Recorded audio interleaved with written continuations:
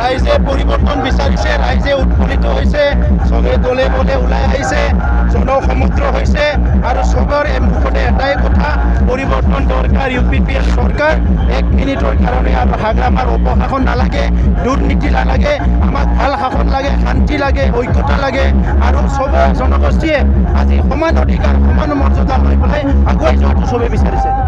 যিটো বিজেপিৰ পৰা যিটো চলি আছে এই ক্ষেত্ৰত আপুনি কি ক'ব, আপোনাৰ কি ক'ব? চাওক, BPFৰ লগত কোনো থাকিব নোৱাৰে, কাৰণ হাগ্ৰামা মহিলাই নিজে কৈছে মই সুবিধাবাদীৰ দল, সুবিধাবাদী মাৰ লগত কোন থাকিব?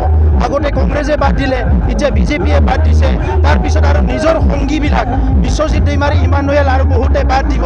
তো লাহে লাহেকৈ যিটো সুবিধাবাদীৰ ৰাজনীতিক দল, এই হাগ্ৰামা মহিলাৰীক চবে বাদ দিব আৰু বিটিআৰ অঞ্চলত পৰিৱৰ্তন আহিব।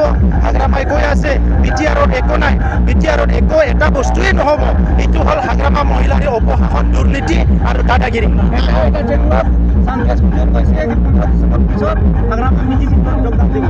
এইটো হাগ্ৰামাৰ কথা, বিজেপি দিয়ে না, কংগ্ৰেছত দিয়ে না, য'ত দিয়ে এইটো হাগ্ৰামাৰ কথা। কিন্তু যোৱা 17 বছৰে যে আমাৰ অঞ্চলৰ মাইনৰিটি, বঙালী, আদিবাসী, গাৰো, বড়ো চব জনগোষ্ঠীক যে হাগ্ৰামাই ঠকালে, এইটো ৰাজনীতিৰ এটা কলংক হৈ থাকিব। এবাৰ কিভাবে আপনি সৰকাৰ 30টাতকে বেছি আসন লৈ UPPL চৰকাৰ বনাই আছে, তাত কোনো সন্দেহ নাই। চব দলে ক'ব যদি ইলেকশ্যন খেলিছে সিয়ে দল গঠন কৰিব বুলি ক'ব, কিন্তু UPPLৰ যে এতিয়া জোৱাৰ আহিছে, ঢৌ আহিছে, এইটো আপোনালোকে দেখিবলৈ পাইছে। গতিকে UPPLৰ চৰকাৰ হ'ব, ইয়াত কাৰো চৰকাৰ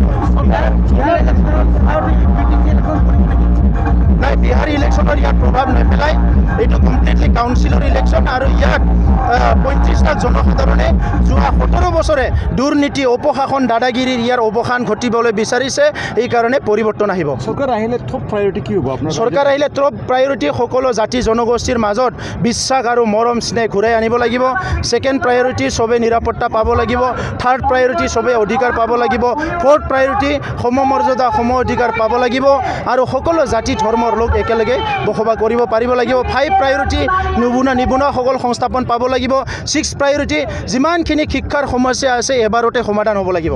ভূমিৰ অধিকাৰ পাব লাগিব। সম্পূৰ্ণভাৱে ৰাজনীতি কৰিছে, কিন্তু ইয়াত BTR একতটো লৈ হাগ্ৰামাই ৰাজনীতি কৰি একো লাভ নাই। এইটো ইমান সুন্দৰ একত, শান্তিৰ একত, প্ৰগতিৰ একত আৰু সেই একত ইমপ্লিমেণ্ট হ'লে 50,000 কোটি টকাৰ অনুষ্ঠান প্ৰতিষ্ঠান ইয়াত স্থাপন হ'ব। দেবাৰগাঁৱৰ হাগ্ৰামা মহিলাৰী আজিৰ পৰা আৰু কেম্পিং কৰিবলৈ সাহস নকৰিব যে এতিয়া দেবাৰগাঁৱত যে খালি নিৰ্বাচন পাতিব লাগে, অহাকালি পাতিলে, আজি ৰাতি পাতিলেও বুদ্ধদেৱ মছাহাৰী বহুত ভোটত জয় হৈ আছে। আজি ছটা সমষ্টি মানুহ আহিছে, কি ক'ব কেণ্ডিডেট অকল আছে নিজে স্বয়ং চব পৰিৱৰ্তনৰ এটা ঢৌ, কাকো ৰাখিব নোৱাৰে। আপুনি ইচ্ছা কৰিছে গোটেই কোকৰাঝাৰ আহিব বিচাৰিছিলে, আমি কৈছোঁ আজি আহিব নালাগে, খালি আমি এতিয়া কোকৰাঝাৰ চাব ডিভিজন কৰিছোঁ, পিছত আমি কৰিম, আপোনালোকে দেখিবলৈ পাব। চৰকাৰ সেইখনক তেখেতসকলে বহুত খুচি মনেৰে, আনন্দ মনেৰে তেখেতসকলে আঁকোৱালি লৈছে।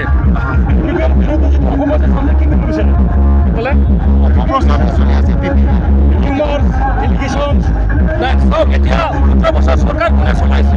18 বছৰ চৰকাৰ চলাইছে BPF-এ।